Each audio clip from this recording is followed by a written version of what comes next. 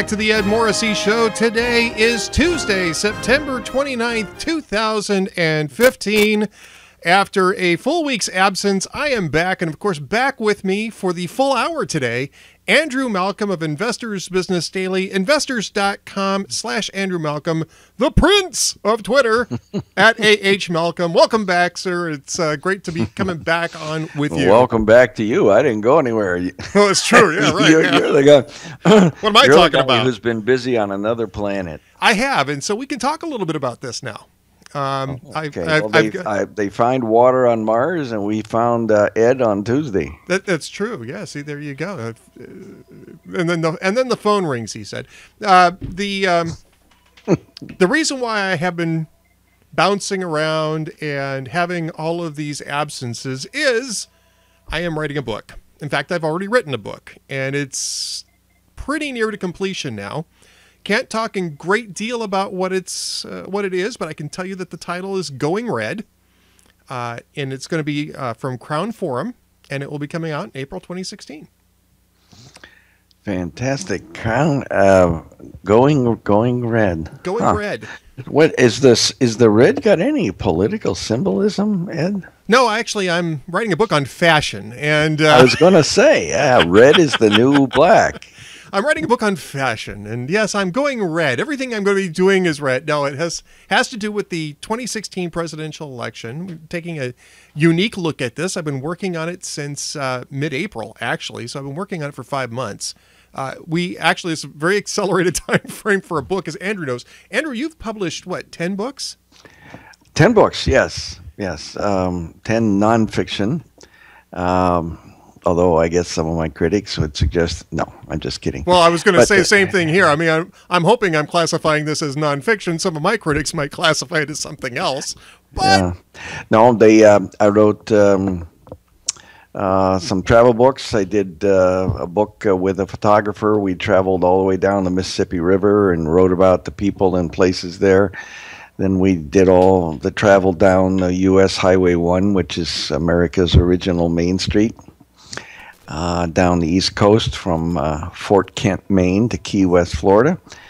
The bestseller was one called The Canadians, which is a profile of Canada and its love-hate relationship with the U.S., and Final Harvest, which is a true murder mystery story. Occurs in the southwestern part of your state there, Minnesota. That's right, yeah. And then I did one called This Far and No More, which is a true story about a mercy killing. And that actually became an NBC movie, movie of the week in 1987. Show you how things have changed.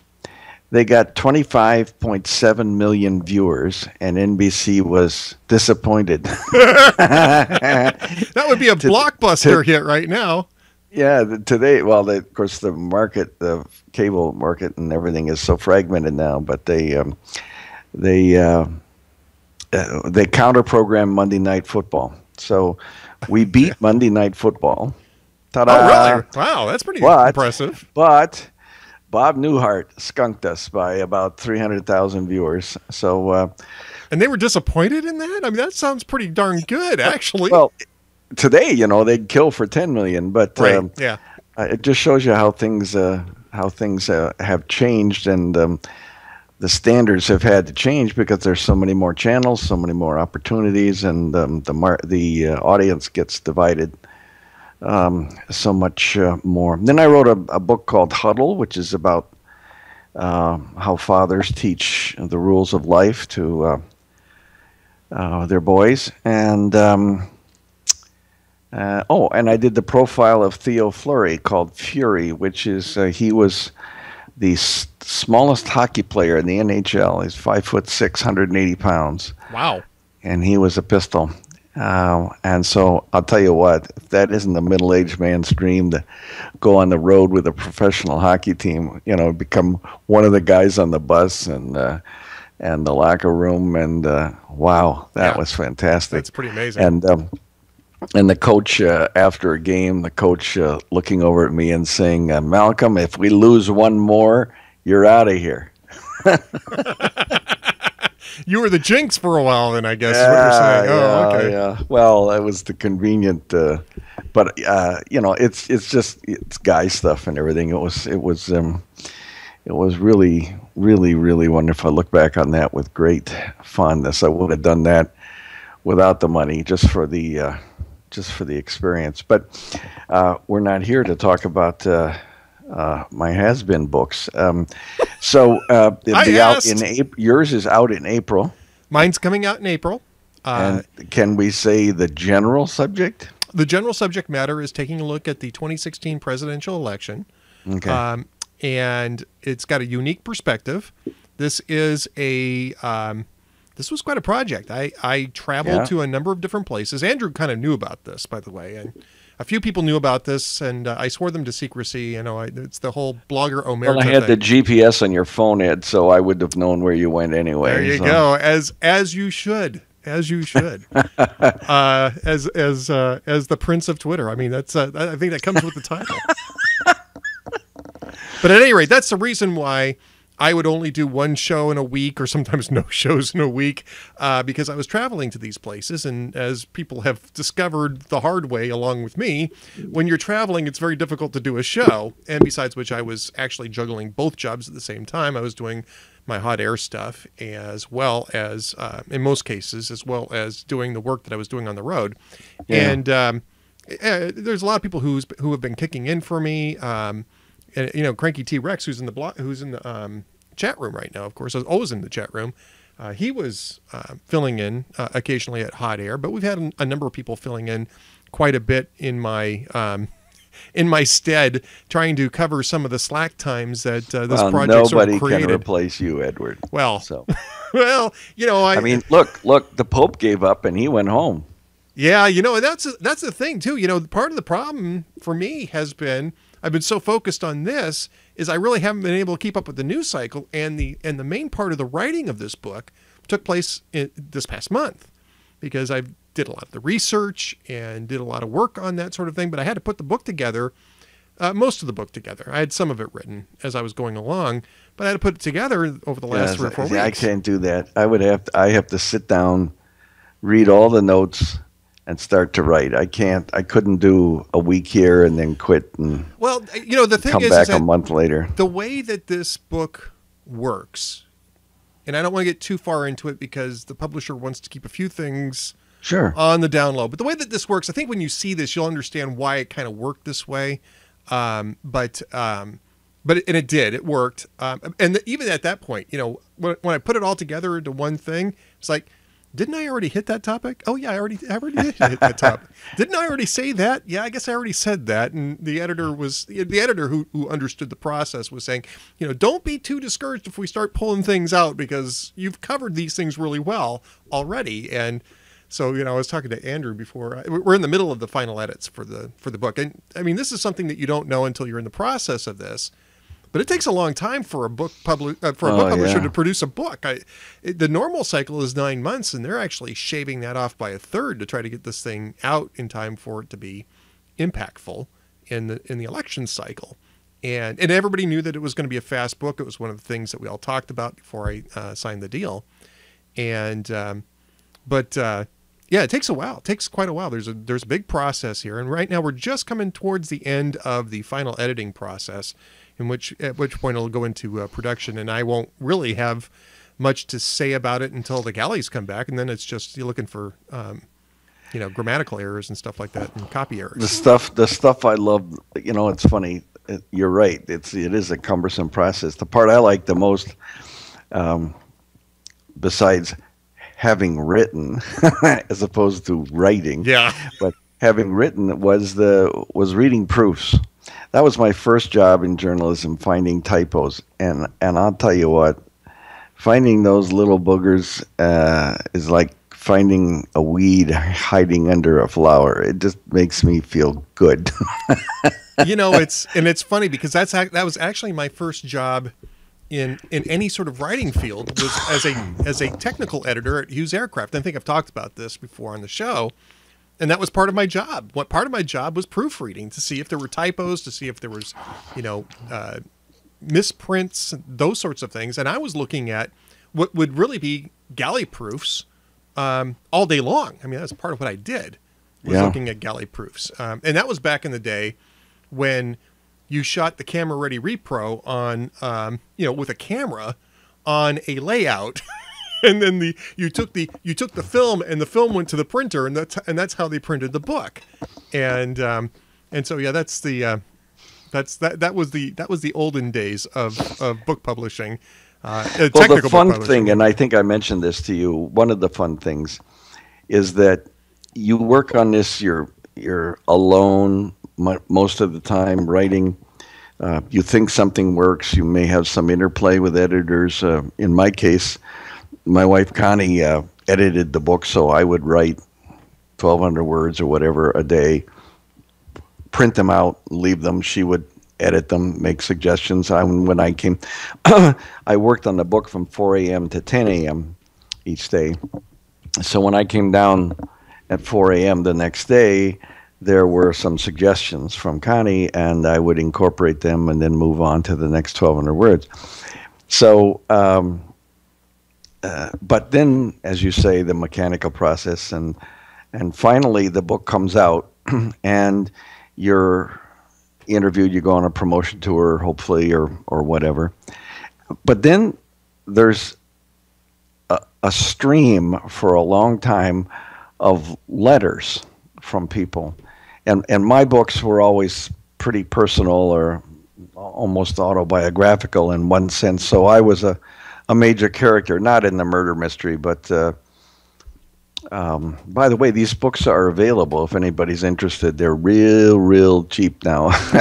There's a wonderful website called Abe Books, like Abe Lincoln, abebooks.com. And you can go and search Andrew H. Malcolm or Edward Morrissey or anybody you want. And every little bookstore in America has put their inventory on there. So you can find a book, as I just did. In fact, I have it here. One of my college textbooks that I wanted to reread. Nice. If that isn't unusual. Yeah, from 1967. And there it was, $350 from a bookstore in Maine somewhere, a little tiny place. AbeBooks.com is a wonderful place. So anybody wants to, they can go there and they can see all the books in little précis. And someday, Ed, you'll be remaindered there. I know. But meanwhile, you'll be a bestseller in New York Times and all of that stuff. Well, I hope so. But, what first things first, and, I didn't even want to talk about this publicly at all until this is, a little bit of superstition here. Also a little bit of the fact that you want to protect the concept while you're still developing it. But Sure. But, until the manuscript was written, at least the first draft. Ed, I'm going to have to go here. I want to do a real quick book on politics, and I think I'm going to call it Being Read. READ. I knew I was 1 week too early on this announcement. I was 1 week too early on this announcement. Congratulations, Ed. This is a big thing.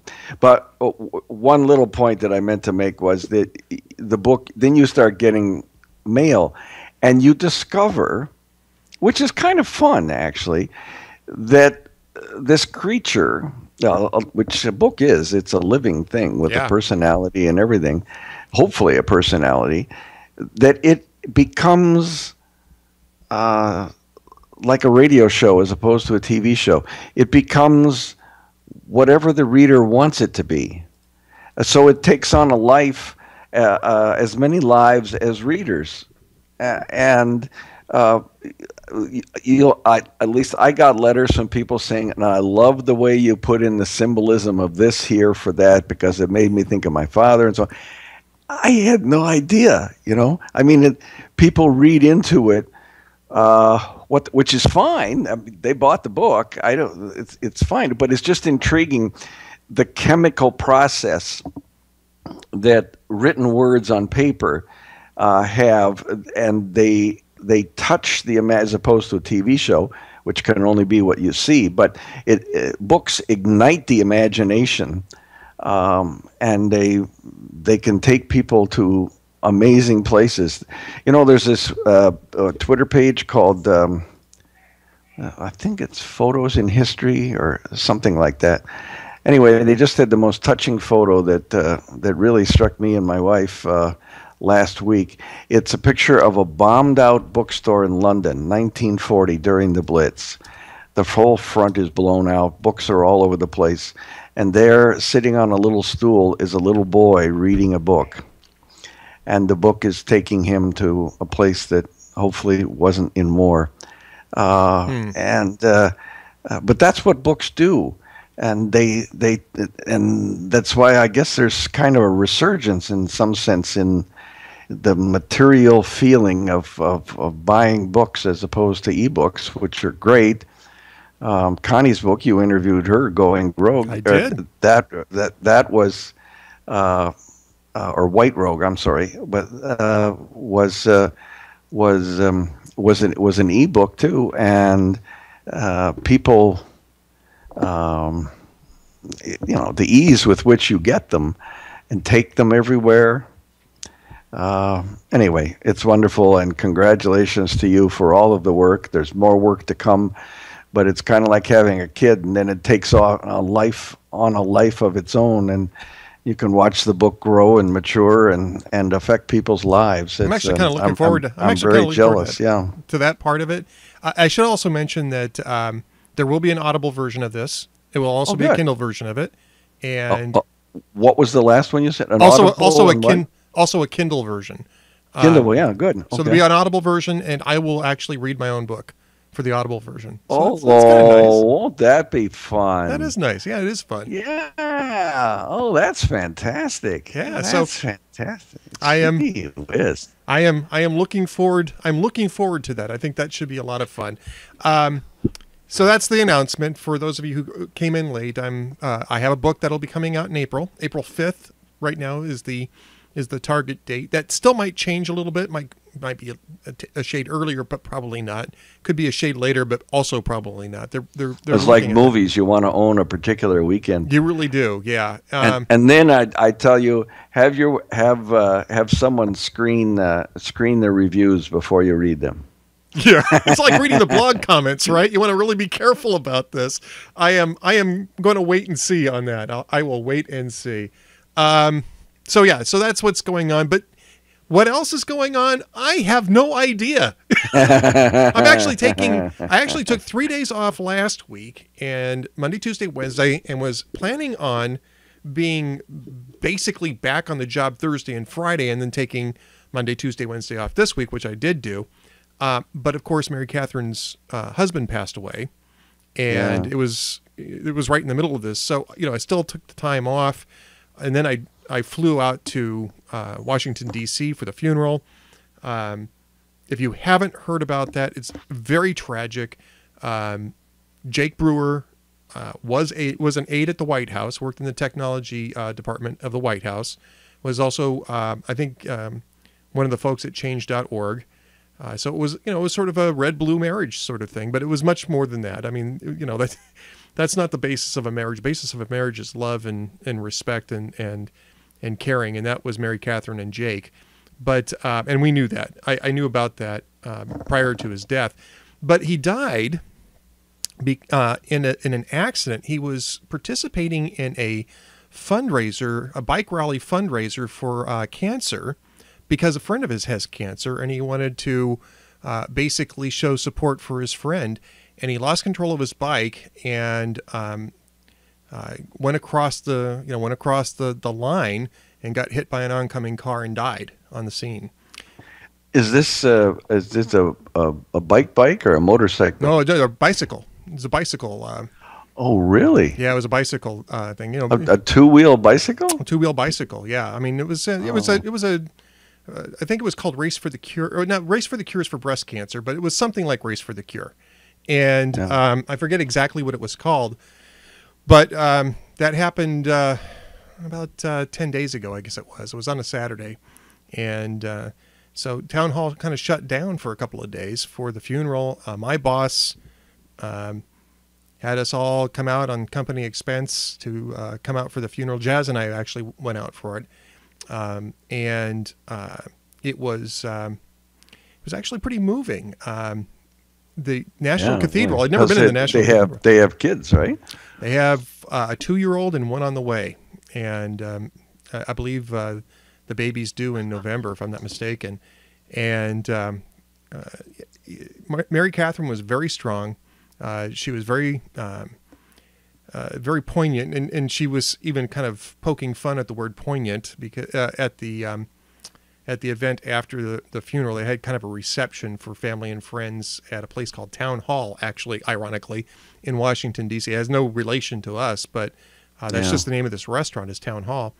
And she got up and spoke for about 10 or 15 minutes. And I mean, she's very composed, but obviously extremely sorrowful, but, trying to be brave and look forward. And there's going to be a lot of rough days ahead for her. But just want to mention that, if you happen to be thinking about it, offer some prayer for her and the kids and their families, because they're going to need strength in the days, weeks, and years to come. And I was amazed. I was amazed and kind of humbled at how brave and strong she was on that would be Friday. I was there on Friday. So I came back on Saturday, and then I finished up the draft, and now we're in the edits, and I'm actually still off tomorrow. I'll be back to work on Thursday. All of this about time, Morrissey. All of this leading up to the point where I don't even know what the hell is going on. Last time I looked, John Boehner was Speaker of the House, and he still is. But I guess he's on his way out. Now I've watched some of this stuff, obviously, but I haven't been deeply connected to the news. The Pope was here, Ed. I know. And what really kills me, Andrew, is that I would have been all over that story. In fact, at one point, I was planning on going to Washington, D.C. and Pennsylvania and in Philadelphia to cover it. But that was before I got the book deal, and I realized that the timing was going to be all wrong. I wouldn't be able to do it. As a result, I barely paid attention to this. I think he had a pretty interesting visit. What were your thoughts on Pope Francis's visit to the United States? I didn't. I wasn't writing about it, so I didn't pay all that much attention to it. But he certainly seemed to strike a chord.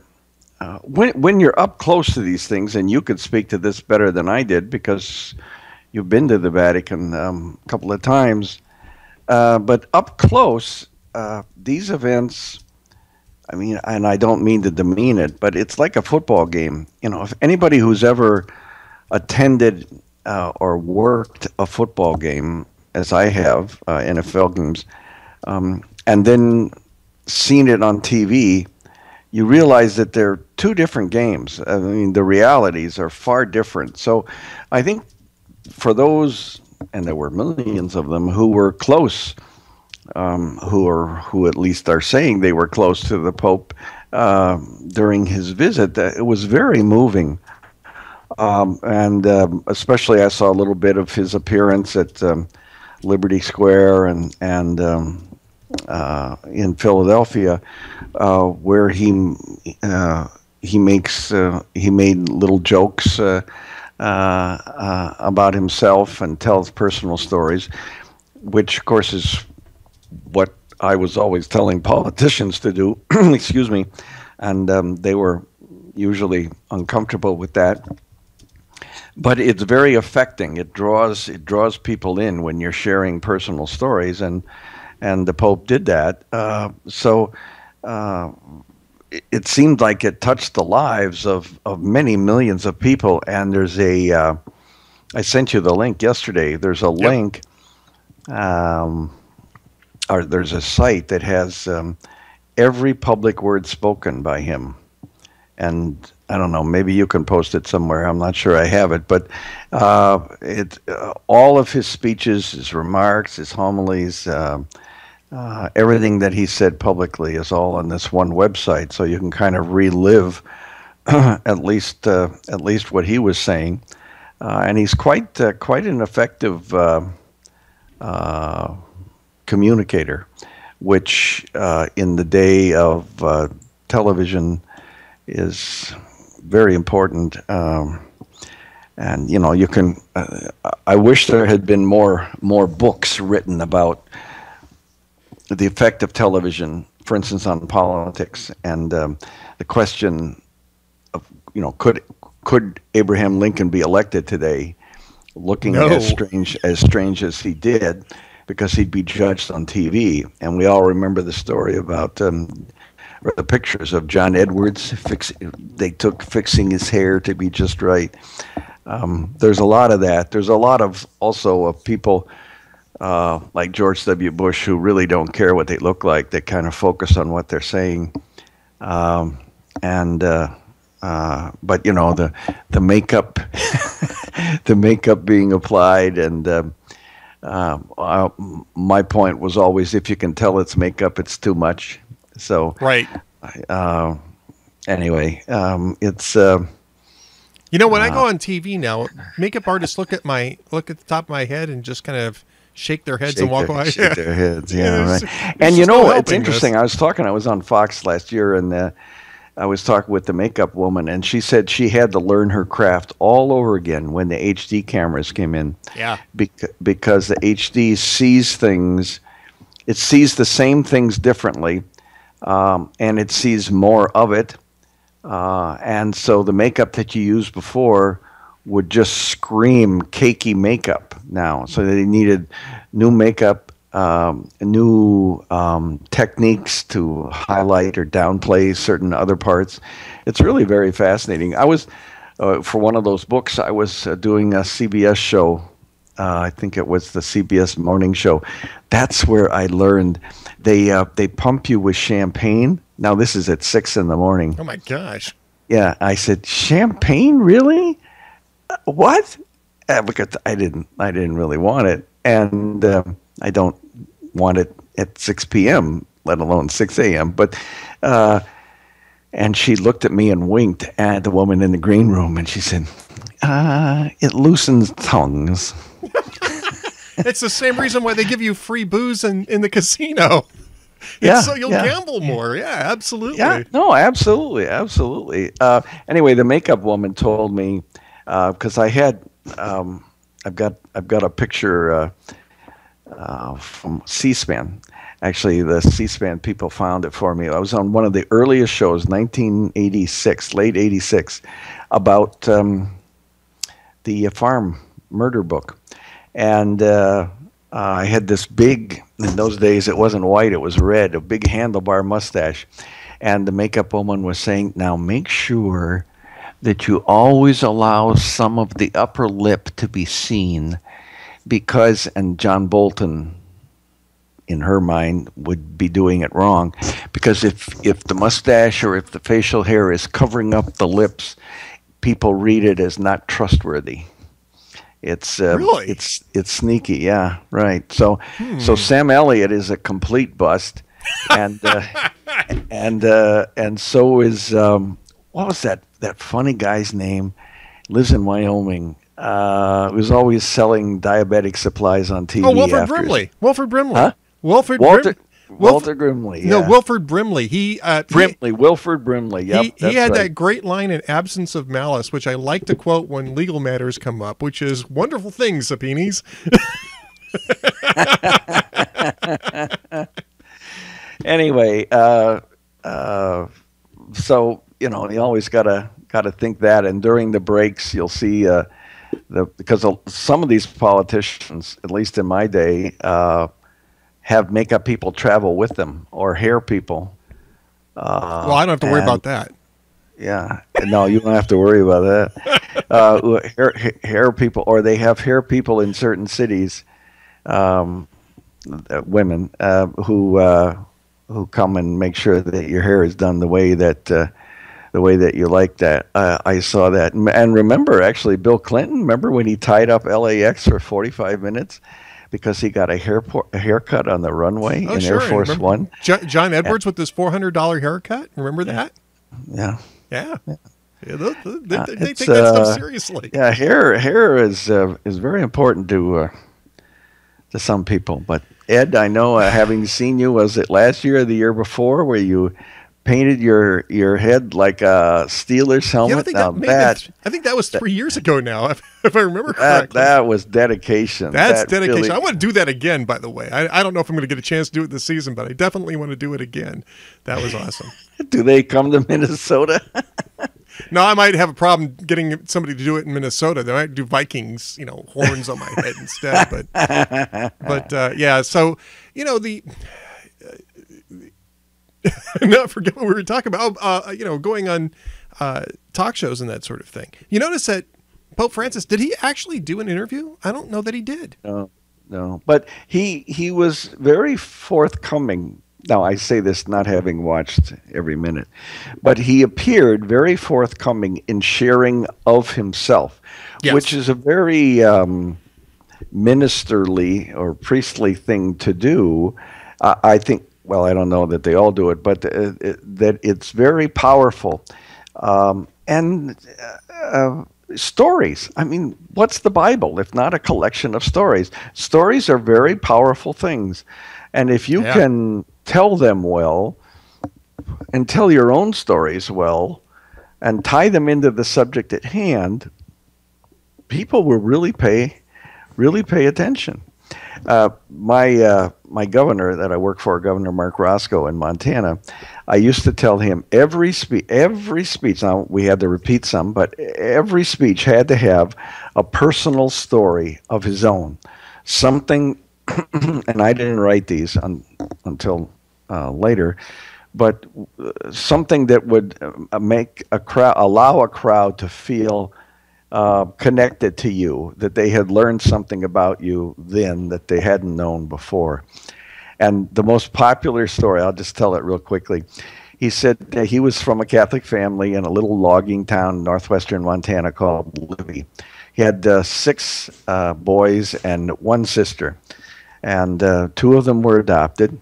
And they all the boys had to be altar boys. And as the oldest one, he chose Friday because he knew there was candy after the Friday service. So he said he's sitting in the car. His mother is driving him to church. And she says, Mark, I have to tell you, I'm a little bit disappointed. You're the oldest of the boys, and you should be a leader, and yet all you boys are always fighting. And sometimes it's mean fights, and you say mean things. And I know you don't hate each other, but it's a terrible thing to have siblings fighting with each other. And I wish you wouldn't do it. And the governor said, I sat there in the car. Oh, and his mother said, and, you want to be careful because someday, Mark, God may take one of your brothers, and then you'll be sorry. Wow. And Mark said, this is the guilt thing, right? Right. And Mark said he sat there in the car seat with his little legs sticking out, and he closed his eyes, and he said, Dear God, please make it be Larry. And, of course, it brought the roof down every single time because it's so human. It is. And then, of course, the governor would add, while he was laughing, he would say, well, and I have to tell you, Larry and I are good friends. He's a parole officer in Butte right now. We're good friends, and everything turned out well. But it's a self-deprecating story. It's funny. It reveals something of you, but the thing you're revealing is so human for people who have siblings. That it's not bad at all. It draws everybody in who has siblings. I don't have any, but it draws everybody in. So anyway, so those stories, and the Pope told some, are very powerful. And so I think he touched a lot of hearts. These things are always major productions, not just from security, but everything else. And I was really sorry. It's like your European tourist that he only got to the East Coast because there's so much of America that is so much better and realer than the East Coast. I mean, if you came to America and you went to New York and Philadelphia and Washington, boy, if that was your lasting impression of America, I'd be very sad to have you go away with that in mind. But anyway, he's old enough. He probably won't be back, and go out to Omaha or. Didn't the last was it Benedict or the one before him that went John to Paul Denver? II. And that was John Paul II for World Youth Yeah. Day. He went to Denver. They still talk about it in Denver too, by the way. well, Huge impact. who wouldn't? Who wouldn't? Yeah, it's a Yeah. life. It's a life-affecting moment. I wanna say it was in It's 2000 even too. better than seeing a Kardashian at the mall. One would hope. One Yeah. would hope. All right, so we've got a few minutes before we open this thing up for questions, Andrew. What are your thoughts on John Boehner's resignation? I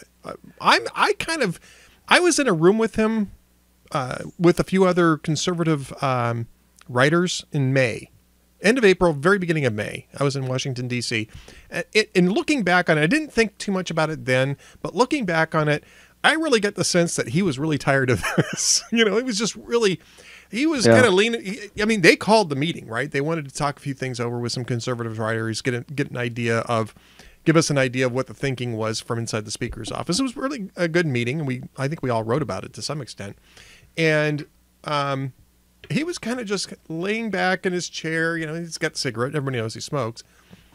And sort of like, I don't really give a darn sort of thing. Yeah. And that's kind of Yeah. Boehner anyway, but I just really got that vibe. And it just didn't surprise me too much that he was stepping down at this point. What are your thoughts on this? Well, I think the stepping down part sort of mildly surprised me because I think probably he would have been asked to step down if at some point fairly soon. Or challenged, at least. He was going to be challenged, yeah. Yeah, it's a very politics, and I blame the current president for a lot of this, but it was going on before, but it was nowhere near as bad as it is now. It's a very divisive, even mean process. It didn't used to be that way. Yeah. You could have people who were diametrically opposed politically, who could talk, share a beer without it being a photo op beer summit or golf summit like it was with Boehner and Obama. Yeah. But I got the impression, I only met him briefly once, that I got the impression that he was a really decent guy. He seemed extremely comfortable in his skin, in doing things his way, which obviously a lot of people disagreed with. Yeah, you don't get to that level of politics without being really comfortable in how you yourself do things. But yeah, I got the same impression. But Bill Clinton, he's very personable and seems comfortable, but it's because he wants you to think that he wants whatever you want. And you get that sort of obsequiousness. I didn't get that with Boehner. I didn't get it with a lot of the people, and of course I work mostly with conservatives, that they were, terrified that somehow they would offend you or whatever. At that level, you're right. They're usually very confident, but they're also, some of them are really, really phony, and you can see through it in a minute. And some of them are uncomfortable. No offense, but Steve Forbes was always, every time I see him or saw him, he was very uncomfortable up there. Very smart, but very uncomfortable. And there's a chemistry going on in public events like that, and the Pope plays it perfectly. You could get me or you up there, and we would tell the same stories. And people would go, if they paid any attention, people go, yeah, well, whatever. Right. But when you get someone who is already been placed on a platform of celebrity, what Obama uses this, he'll tell a little story about his wife or a little reference to his wife. Anybody makes those references. It's a reference to your wife. But when a president makes it, or if the Pope makes some reference about his parents or whatever, it's like, oh, we attach, and it's fascinating, human communications. Yep. There is we read in graduate school a book called Silent Language, which I recommend. You could probably get it on abebooks.com, I mentioned before. And silent language is how humans communicate without words. and it's often much more important than what they say. For instance, you get in an elevator, there's one person there. What happens? Without a word, the two of you divide the elevator in half. Yeah. Another person gets on. Without words, it's divided into thirds. A lot of people get on. Nobody looks at each other. We pretend that you're by yourself. There was a picture in the silent language of birds who had spaced themselves out on a telephone line. And right beneath it, there was a picture of people at a bus stop. They had spaced themselves out exactly the same. You have different places, like Japan, you have much less personal space. In the U.S., we have a lot of personal space. And when you get to foreign cultures, like in the Middle East, where people come up to you really close, it's like, whoa, that's my space. But it isn't in their world. Right. So it's really fascinating. And I have used the lessons from that book so often, watching people. That's why I like to follow them around, politicians, and see how they react to people. Rick Santorum, he might as well be a walking fish as far as other people are concerned. You know, he's got no time for anybody else, doesn't care, waves, but there's no sincerity in it. I don't know that there's no sincerity, but there's no real warmth when you. There's no warmth. There's no connection. They don't care about making the connection because they want you to hear what they have to say. Right. As opposed to politicians, and Bill Clinton is one of them. George W. is another. As opposed to politicians who, yes, of course, they want you to hear what you have to say, but they know that they need to hear what you have to say in order for them to be receptive to hearing what they have to say. Right. And there are those people in public life who totally miss it. And people who are aware of their surroundings, like Sarah Palin, in this big mobbing crowd, and somebody yells "Happy Birthday," and she stops and looks over, and she knows who said it, waves and says, "Hey, thank you so much." When we went to CPAC a couple of years ago, you and I were there, actually. Right. Yes. I think it was the time that we interviewed Rick Perry together. The candidates, the politicians all came out, talked to the audience. Santorum had his whole family line up behind him for his whole remarks, and which is a very uncomfortable place to be. Other politicians came out, they waved and whatever. Romney came out, went down to the front, shook a lot of hands, and then left. Sarah Palin went out, spoke, and then went down into the crowd for twice as long as she spoke. Yeah. And posing for selfies, shaking hands, people, little groups of them singing "Happy Birthday, Governor," or Sarah, and obviously enjoying being with people, listening to them, talking with them. Right. And the connections are they're really fun to watch, and I think they're revealing about the people. And I think, and they're critical. And they're 6.5 years, people have figured out that Obama is genuinely aloof. Yeah, standoffish. In 2012, this is one of my favorite Obama stories. 2012, he was speaking in Roanoke. And he was up on the, it was like a porch, but it was the stairs of I think it was the town hall, or an old town hall. And everybody this was a hot autumn day, and everybody was gathered in the square, thousands of people. It was a hot day. He took his coat off, and he's talking, and he notices that people in the crowd are fainting. I'm sorry, it's not funny, but people are collapsing from the heat. Right. And so what does the public speaker do to show that he's with the crowd? Obama started giving advice on how to stand in the heat. Don't lock your knees. If you have any water, make sure you're hydrated. I'm sure we have paramedics who are going through the crowd. And then he returned to his speech. I don't want to deny you the opportunity to hear all my blessed words, folks. As opposed to saying, you know what, it's a hot day, everybody. It's great to be here. I Hope love and you. change. See you later. Yeah. See you later. Get into some cool places.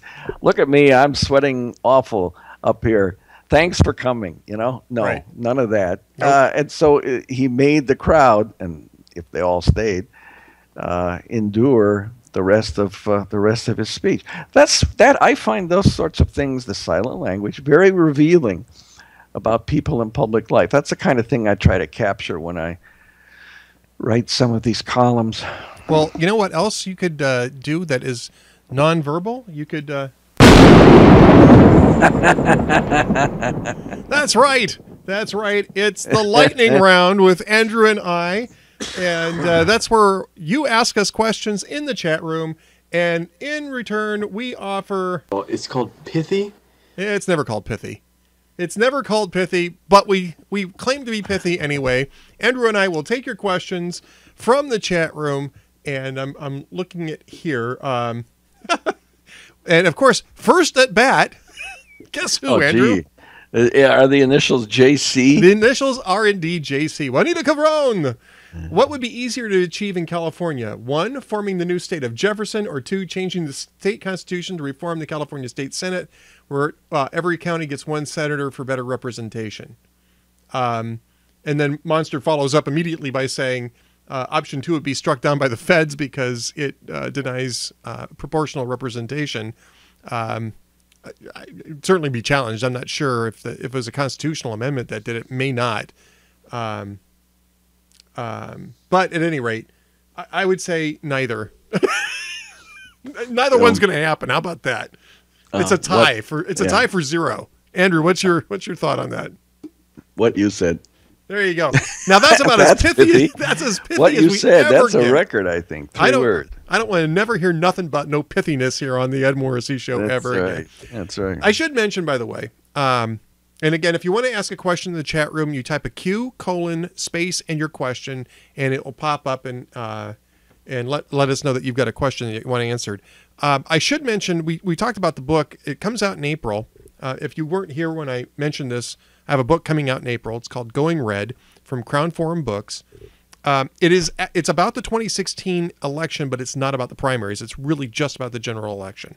So in part because there was no way I was going to get a book written in time to do anything about the primaries, and in part because there was really not a whole lot of, there's a lot of instant analysis going on in the primaries. This is more about what Republicans have to do and conservatives have to do to be successful in 2016, the general election. So, boy, do we need guidance on that, Edward. Well, hopefully I will offer some wisdom. You'll find out April 5th at the latest, I guess. You'll find out on April 5th. So can I have you on our show to talk about your book? Absolutely. Crown Forum is going to do a rollout at some point. They got to do a cover. We got to go through the final edits, which should happen over the next few days anyway. But once Crown Forum rolls out the whole kit and caboodle, then I'm sure they're going to want me to start doing some more publicity for this thing. I'll be mentioning it quite a bit more often. I've been told what I should say about it and what I shouldn't say about it at this point in time. I'm actually more reticent about it than they are. Because I was saying, okay. "Are you It's your sure it's baby." okay? Yeah, are you sure it's okay to talk about this? Because I'm not so sure that that's a great idea." And they said, "No, you can talk about it now. You can talk about it now." So just to let people know, I meant to mention that when we first were talking about it, and it slipped my mind. It's about the general election, the November 2016 election. All right, so Jeff wants to know, should he run for speaker or should he run for president? Again, this is one of those things where the reality of both options approach 0, so I would say it's a tie. Who run? Jeff Dunitz. Should he run? Should he run? Yeah. I think he could do speaker. This is news to me. I learned this after all these years. You don't have to be in the House to be speaker. I think I'd heard that once before, too. Yeah, they can choose whoever they want to choose. It doesn't have to be a representative. No. Now, I don't suppose the caucus is going to elect somebody who isn't a representative, but the Constitution does not require it, which I was like, what, really? So, at the moment it looks like it's Kevin McCarthy, but... and Trey Gowdy for majority leader apparently is starting to... I don't see that, but who knows? I mean, he's really busy with Benghazi Select Committee. I can't imagine he wouldn't take that on in the middle well, of this. and that's the thing with consumers of American politics these days. Somebody gets some fame. Oh, make him president. Yeah, I know. Well, not everybody should be president. People are really good at what they do. Maybe they want to stay and do what they do really well. The personality and the self-discipline of a president is totally different from a legislator. It is. And which is why I have often said, and so far I'm right, that the guy I work for in Montana, reporters used to ask me, "Oh, is he going to run for the Senate?" I said, "You'll never see him in the legislative body. He just doesn't have. He has a chief executive frame of mind, and that is getting things done, bringing people together, harnessing teams, and then everybody goes away saying, well, we didn't really need the governor." And he's got a twinkle in his eye and he says, "Nah, you're right." It's amazing how much you can get done when you don't care about the credit, which is a lost art in Washington. That's why I can't stand that place. Monster. Maybe we should make Monster Speaker of the House. Maybe start that up. Yeah. Well, I mean, Trey Gowdy's a wonderful representative for his district. But more importantly, as you pointed out, he's leading the Benghazi Select Committee, doing very important work there, and presumably more important work in the House. So making somebody say, "Oh, well, let's give him a top job where he doesn't do any of that," it's like in journalism, which I saw this so many times. "Oh, this guy's a really great correspondent. Let's make him an editor." No. It's called the Peter Principle, and it works in pretty much every industry. I mean, I saw it in my own industry. This guy's a great operator. Let's make him a supervisor. No. No. One does not necessarily follow from the other. But no, absolutely not. No. Yeah. All right, so next question up here. Will Scott Walker suffer in Wisconsin for running for president? It's my inclination to say that no, for a couple of reasons. One is I don't think anybody ever really suffers in their home state for running for president. And the second reason for me would be the fact that he dropped out so early that it's not really going to impact his ability to run again. There's no term limits in Wisconsin. Tommy Thompson, for instance, I think served 4 terms as governor. So he can run again for a third term, run for a 4th time for a 3rd term as it works out, if he so chooses to do so. And he might. But I would say, no. If they're really good at what they do, it's only society's cliched expectations that dictate, "Oh, well, then he should go to the Senate." Why? He's a chief executive somewhere. He's getting a lot done. He's obviously had a major impact on Wisconsin. Why should he go be one of 100 when he's one of 1 in Wisconsin? Right. Jeez, I remember I had a conversation one time. Do you remember Dirk Kempthorne? No. Okay, he was a senator from Idaho, and he went to Washington for 1 Senate term. Maybe it was 2.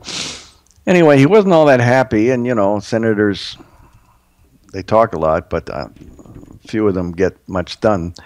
He wasn't really happy, so he went back and he was 2-term governor in Idaho, got a heck of a lot done. So, as a conservative, which isn't as hard in Idaho as it is in some other places, but still, you can have much more impact if that's what you're interested in, other than ego gratification. Because if you're in Washington, you might get on a Sunday show, whoopee-doo. But in a state where you actually make the state government run better, serve people better, boy, that's not a bad legacy to leave behind. No, it's not. No, and as opposed to, he was a senator for 6 years. So what? And then after that, you can be like, who is it? Is it Orrin Hatch? Is 6 terms or 7 terms? 6 terms. He's on a 6th term right now. Yeah. My boss, the governor of Montana, he where we do have term limits, he went into office saying that he didn't like term limits, and he left office saying they were a great idea. Because he said, frankly, if you're doing the job right, if you're working hard at it, you don't run out of ideas, but you run out of some energy, and you think about the toll it takes, not just on families, but on yourself. Yeah. Being in the spotlight every single second. I mean, he couldn't go to CVS without people seeing him, and take his wife out to dinner. And yes, it's just you, one person who comes up to them. But when it happens 23 times during the course of a dinner, it gets old. And because he wanted to get stuff done, you put up with it. You're nice with everybody. But I remember one time we were at a banquet in Missoula, and he gave his speech, and then I was new in the job, so I didn't get him out the back. This is why they go out the back, because if they go out through the ballroom, you blow an hour there trying to get through the crowd. Sure, yeah. Because everybody, especially the women, want to come and have some contact with you and have to say something, give you a letter, kvetch about something, very few compliments. So anyway, this took the better part of an hour. He did a TV interview. Then on the way out to the car, it was more people at him. He gets into the car. He puts the key in the ignition. There's a knock on the door. He looks up. It's another guy. Roll the window down. Guy wants to tell him something. Thanks very much. Good to see you. Puts the window back up. Before he can put the car in gear, knock, knock, knock. There's another guy at the window, and he deals with that, smiling. Thanks very much. See you later.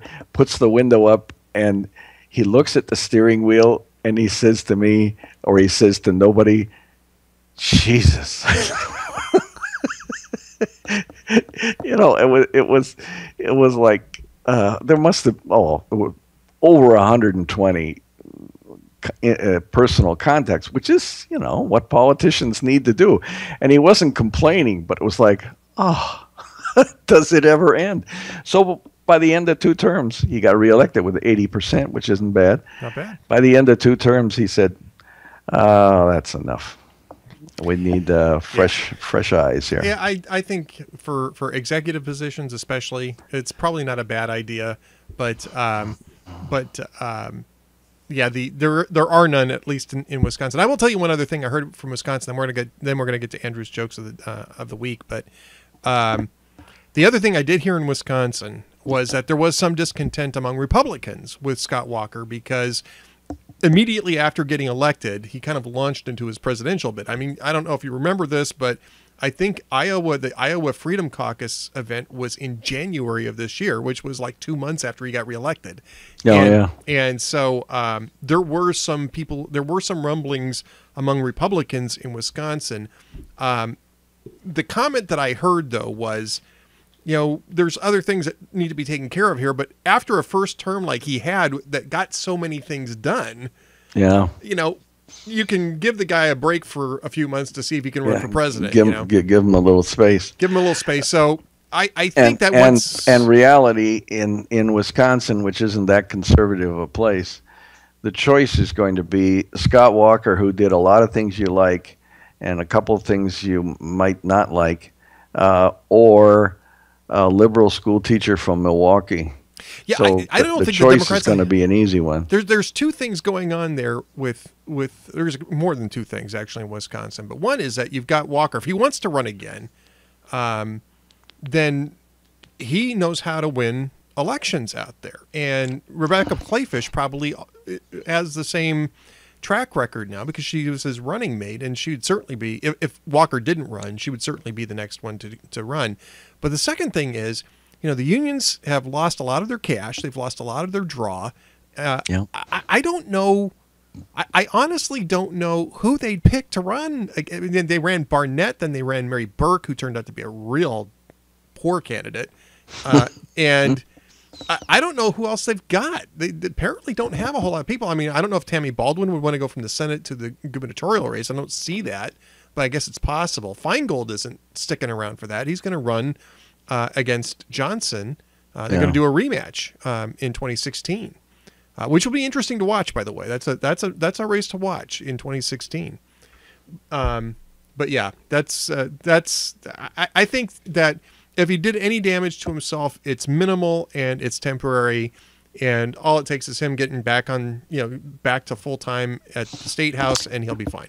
Get back on his Harley and do a fall tour. Yeah, exactly. And that's what he'll do.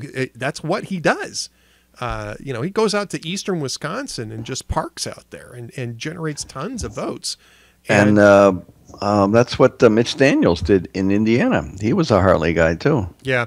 And Monster says, I'm sorry. That's a different thing. But at any rate, we got to get to the jokes of the week. Okay, fine. Well, we missed you, Ed. So there was no laughter in Mudville last week. I'm sorry. But Conan O'Brien says in China, people are actually selling their kidneys to buy an iPhone 6S. But don't worry, those people will still have one kidney left 6 months from now when iPhone 7 comes out. And Jimmy Fallon said, in Philadelphia, the Pope visited a prison. He said he couldn't believe how dirty and overcrowded it was. Then his assistant said, we're not there yet, sir. This is just the Amtrak station. And finally, Jimmy Fallon again. He said Hillary Clinton was on Meet the Press last weekend, and Chuck Todd showed her a video of the many, many times that she has flip-flopped on issues. It's quite compelling contrasts. And at first, Hillary Clinton said she felt bad about it, but then she changed her mind and said she's okay with it. I like that's my favorite. Subtle, kind of a subtle dig there. All right. Yeah. Well, Andrew, I want to thank you for being with us today, sir. Sure. Anytime. We'll be talking next week, next Tuesday, of course. Okay. We'll be back with Andrew Malcolm, the Prince of Twitter. In the meantime, you can find him at AHMalcolm on Twitter and at investors.com/Andrew Malcolm. And don't forget to check out the entire investors.com site, including the editorial site, which is just fantastic, by the way. And don't forget that Michael Ramirez has a new book coming out. Next month, and month. He's already agreed to be on the show with you. Yes. So that'll be fun. Looking forward to that. He's a great interview, by the way. We just haven't gotten hooked up. I told him he has to make sure that he brings lots of cartoons to the show on the radio. Well, the nice thing is if he wants to send me over a few, I can load them up and sort of cycle them through while we're doing this. So actually, that would work, but that's we'll work on that. We want to sell his book, so we'll work on doing stuff like that. That'll be awesome. It's a great idea. Andrew Malcolm, thanks so much for being with us today, sir. See you later. See you, everybody. All right. Andrew Malcolm has been my co-pilot for the first hour. We're going to go into a interview that I actually recorded a few days ago. This is with Bishop Sebastian Thekethechiril. I say it better during the podcast, but I don't say it till the end because I was too chicken to say it in the beginning. He just goes by Bishop Sebastian. He is he's the Catholic bishop for the Vijayapuram diocese in Kerala, India, which is in the southwest tip of India. And he was in the United States last week while I was unfortunately tied up doing other things to promote a program called WeShare, WeShareProgram.net, which my wife and I have been participating in for years. We sponsor a family in Kerala, and so we pay a certain amount of money every year to do this. 100% of that money goes to the diocese, and they spend it on the people. And we have a relationship going with the family. Bishop Sebastian and the program's director, Kathy Rennie, were on the line with me last week when we were discussing this, and just wanted to make sure that we got this properly set up. Here is the interview from last week, Bishop Sebastian and Kathy Rennie. Welcome to the Ed Morrissey Show. Joining me right now is Bishop Sebastian, and I'm not going to say his last name because he will say it for me. But Bishop Sebastian of India is on the line with us, along with Kathy Rennie, who runs the WeShare program, WeShareProgram.net, which is a faith-based program that helps Indian Christians in Kerala province. And Bishop Sebastian, it's great to talk to you, sir. Okay, I'm glad. I'm very happy to talk to you all. First of all, I thank you for giving this occasion to speak to you all about me and the Vishal program, the diocese. I am the Bishop of Vijayapuram, a Latin diocese in Kerala. There are 12 Latin dioceses in Kerala. So I am the Bishop of Vijayapuram, and we have around 86,000 Latin Catholics in 9,000 square kilometers. This is one of the largest area-wise dioceses, but Catholic population is not so high. And most of the people are become Christian by the missionaries, mission preaching of the missionaries from Spain. Carmelite missionaries, they came in this area, they preached the word of God to the poorest of the people of that area. This diocese was created, bifurcating from the Archdiocese of Verapoli in 1930.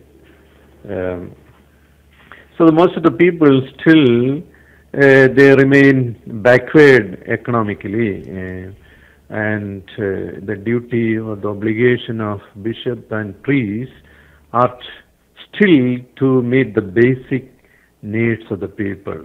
That means still we have to see to it for their house, food, and even clothes.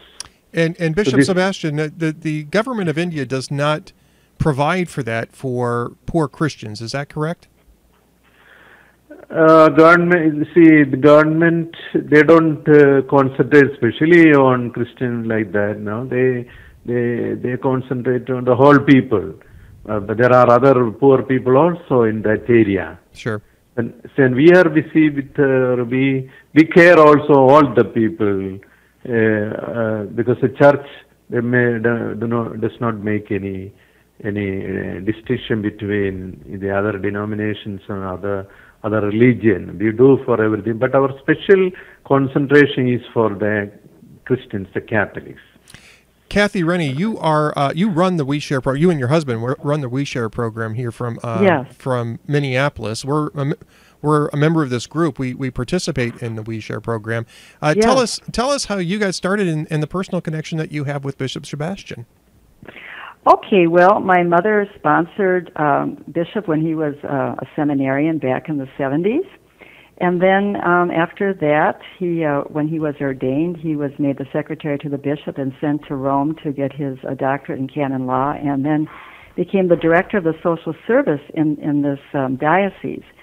And because of that, and we went to India to adopt a couple of children and lived in India for a couple of years. But because of us seeing the poverty in his diocese and learning about, how they were trying to help these poor people who are from the former low caste and untouchable groups, and knowing that the government does not give any help to poor Christians, our heart really went out to them. And after developing a very strong relationship with Bishop Sebastian and him being the director of the social service, I sat in his office for many hours seeing these people coming through his office, and so we knew that we wanted to do something. God was really asking us to do something to help him specifically in his diocese and these poor people because of all this providential nature. So that is really how it began about 15 years ago.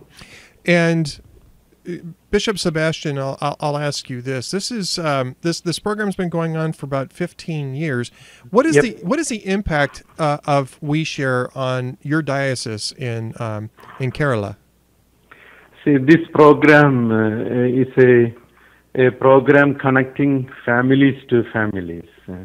The family here support poor families in my diocese. So a kind of relation. The people there, poor people there consider that we have somebody in America to take care of us. They love us. They feel our needs like that.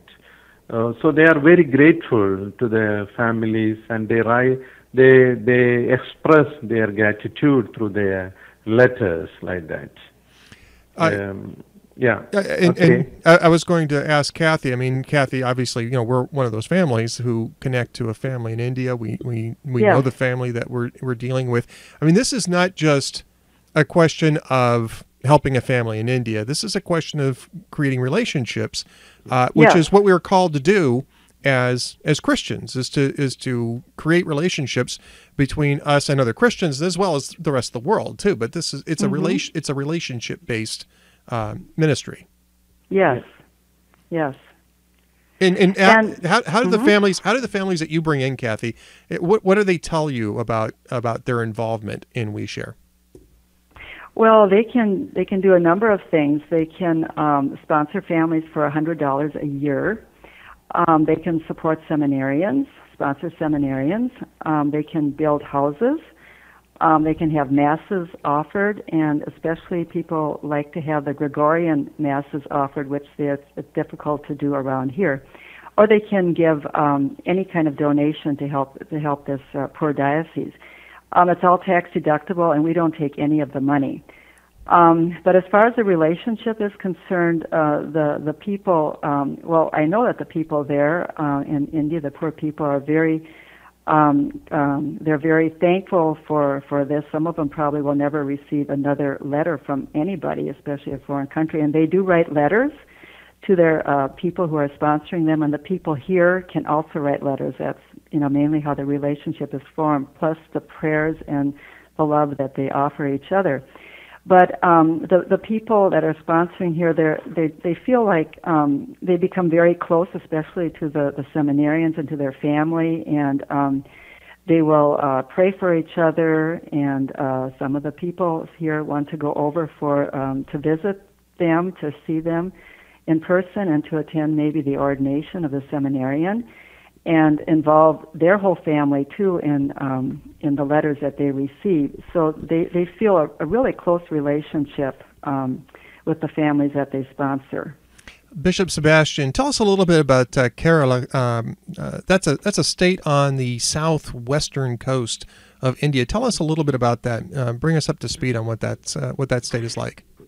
Yeah, Kerala is a very beautiful land, and wherever you go, you can see people, religious-minded people, whether Christian or Hindu, Muslim, like that. And the country is so beautiful. We have good climate, and in monsoon we get very heavy rains, flood, and so on. That keeps the country green always. Kerala is comparatively green when we consider with other parts of India. So the country is called their God's own country because there are so many Hindu religious gods that there, and the Christian church also is very strong. We have a very, very big retreat centers. There some places they gather even 50,000 people for the retreat, the Catholic Christian retreat center. And in my diocese there is a pilgrim center of St. Anthony. There every Tuesday come between 35 to 40,000 people, irrespective caste, and the people come there, even the Hindus, Muslims, all those people come there praying. So you can sense one side a kind of religious atmosphere, and other side we can sense also utter poverty, and another side we can see the rich people also in that area. Very beautiful country. So many tourists are coming, but perhaps Americans are scared of India and Kerala. I don't think many Americans are coming there, but those who come there, they like to come back. Yeah. And regarding this, the Rani family, they used to come there, and they know everything. As Kathy mentioned, the style of our the life of the priests over there, our service to the poor, and so they have personally experience, and that is why they they started to support us. Bishop Sebastian, I know that in parts of India it's very difficult to be a Christian, and we see a lot of news reports about that. There's a lot of pressure on Christians in some parts of India. My understanding is it's not as much in Kerala, but certainly there's difficulties that our Christian brothers and sisters there face. Yeah, in Kerala, comparing to other parts of India, more peace, more understanding between religions, we can say. But now and then there may be some trouble because fanatics, the religious fanatics, they cannot tolerate the Christians. They consider that Christians are foreigners, even though we are born and brought up generations there. By the fact that we are Christian, they consider us foreigner. That very few, a minor portion of people, but they can also create problem. Otherwise, in Kerala, it is very peaceful. But other parts of the country, many people, there are persecutions are going on by the very fact that they are Christians. And even in Kerala also, after coming power by the present central government, they are favoring the Hinduistic ideology. They have a kind of kar bapasi. Kar bapasi means coming back to the house. So they say by this kar bapasi, kar is house, bapasi is coming back to the original house. That means they are Hinduism. But actually they were not Hindus. They were at that time untouchables or low caste, and they received a Christian faith, but now they are attracted by their power or by their offers or like that. That is happening in Kerala also, not in a big measure, but there are incidents like that in Kerala also. So it's important for Christians around the world to support the Christians in Kerala so that that pressure doesn't exist. It gets negated, and that's not just money. It's also moral and spiritual support, praying for them, and speaking out on their behalf. Yeah, that is true. And the financial part is very important too, because these are like the former low caste and untouchable people in Bishop's diocese, and if they can't be helped, there's a temptation for them to revert back to their Hinduism. Well, sure. And the diocese has really no money to help them, so it's due up to like sponsors or people from other places to help the diocese in helping these poor people, because there are no food shelves. They don't get the government benefits. The poor Christians don't. So they, if they become desperate, they will need to possibly revert back to Hinduism again. That would be, really, really difficult. And Kathy, too, I mean, we're not talking about, this is not a fortune that we're talking about. I mean, it's a very reasonable amount of money that is offered for supporting a family. You mentioned it earlier. It's $100 a year. There are other opportunities to give. There's a house building program right now I know that We Share is involved in. Tell us about the house building program. Yeah, the house building program, it's very important for the people there to have a solid, good house, because most of them will live in sheds or huts. And if they live in something like this, the house or the shed or hut will be destroyed during the monsoon when it comes. So then they have to spend money every year to get a new dwelling place. So for them to have a good, solid house is very important for them. And one of the main goals of Bishop right now is to try to supply each one of his poor families with a good, solid house. We have a program that's called Build One House at a Time, where people can donate any amount of money that they want. And we're asking $5,000 for a total amount of $5,000, but people can give any amount. And as it comes in, I total it up, and when we get to the $5,000, then we can build a house for a poor family, and then we take on a new family that we start over again and build a house for them. And all of this can be seen, the new houses with the old houses, the old and the new, can be seen on our website, which is a big incentive for people to look at that so they can see what like an old shed or hut looks like, and then the new house right next to it on our website, www.WeShareProgram.net. And they can see all the different programs on there and how to get involved. And we would be very happy, of course, if people did look and become involved to help this. This is the poorest diocese in the state of Kerala, and this is the state where most of the Catholics are in. So it would be a wonderful help to help this diocese, and through our program too. Bishop Sebastian, what's the impact on these families that when they get these houses built? Oh, they are very happy, if they are proud of having a house, and that will a lasting effect is that the children, because when they don't have a proper house, it affects for their study. And there, back in Kerala, the people give so much of importance to send their children to the school and so on. But when they don't have a proper atmosphere at home to study, but when they have a good house, the children also, they are very happy and they are very proud of having a house. Well, again, you can contribute to all of this at, you can find out how to contribute to all of this at WeShareProgram.net. That's where people have to go, Kathy, in order to get started on this. Is that correct?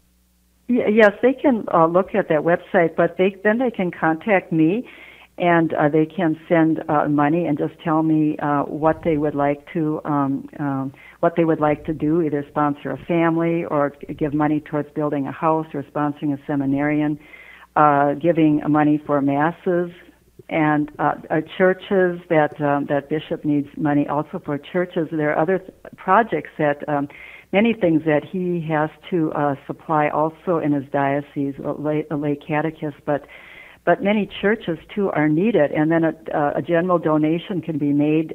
Checks are just made out to We Share, and then they can just tell me where they want it applied, and then I send the checks to him and tell him exactly. And so all of their money will go to this poor diocese.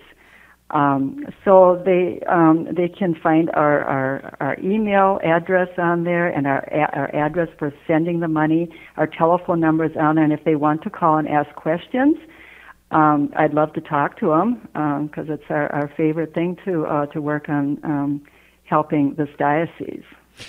And again, the WeShareProgram.net is the is the URL.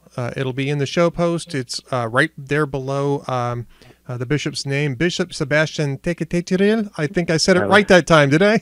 Yeah. No. I was too scared to do it at the beginning of the interview, but I got my courage there, Bishop Sebastian, towards the end. And I think many people are happy when they hear about this program because we don't take any of the money, and it all goes to India, and there's very few places where that will happen. So people are happy to be a part of this program. I'm happy to be a part of this program, Kathy. I'm very happy to be a part of this program. We've been a part of the program for several years. Thank you very much. And I want to thank you both for coming on the show today. Bishop Sebastian and Kathy Rennie, thank you so much for being with me today. Thank you. God bless you. God bless you as well, Bishop Sebastian. Thank you very much.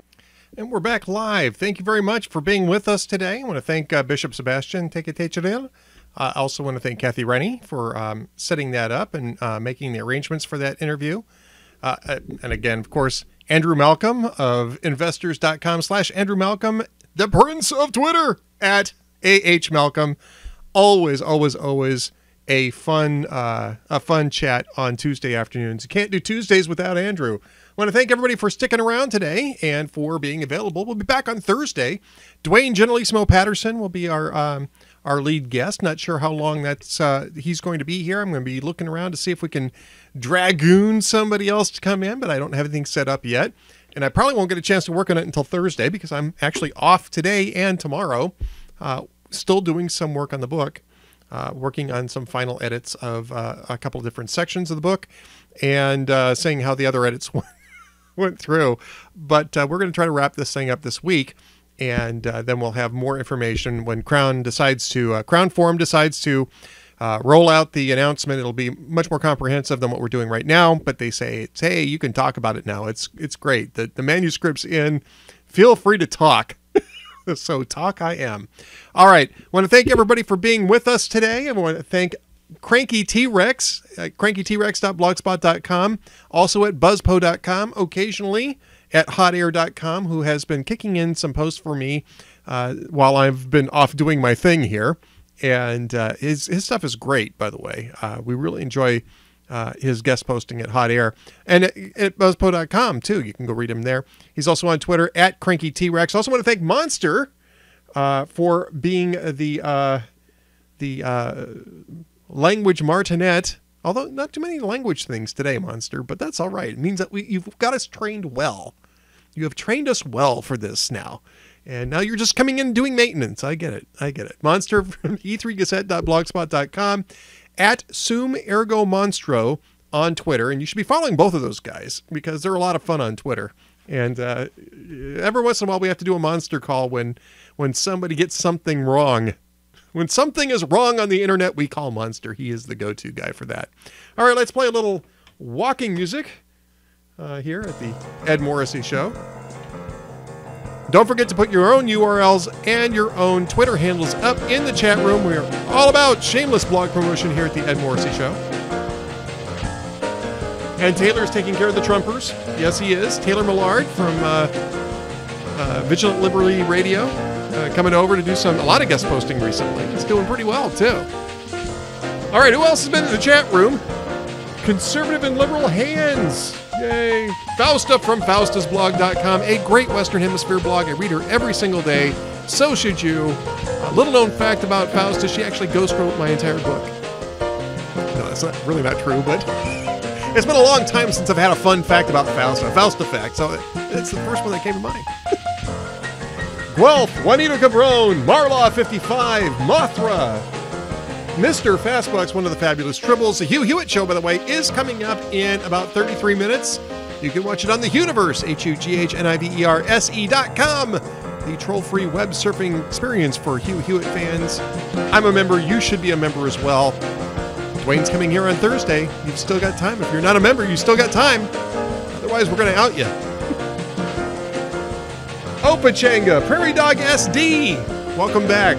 TR4A, my cousin Mike. Great to see Mike in the chat room as always. Via Paso at the Ancestral Morrissey Manse. I'm on. Long time no here. And behind me, the first mate keeping me on the straight and narrow. And man, was that a difficult job to do over the last 5 months or so. But she gets a trip out of it, so we're going to Italy in about 2 weeks. So 2 weeks from Thursday, we'll be leaving from Italy, so we'll have another little gap in the show. We'll get to that when we get to that. All right. Somebody explain to me I could... Oh, well, there you go. I'm sorry, I dropped in the middle of a conversation that I thought was something that was going on here. Obviously incorrect. All right, don't forget... Thursday, 4 p.m. Eastern Time, 3 p.m. Central, 1 on the left coast, when I make my return to the hotair.com site. Sort of full-time return. I'm there the whole time, but at any rate, be sure to tune in then. Until then, have yourselves a great afternoon and don't miss a minute of the Ed Morrissey Show. We'll see you later.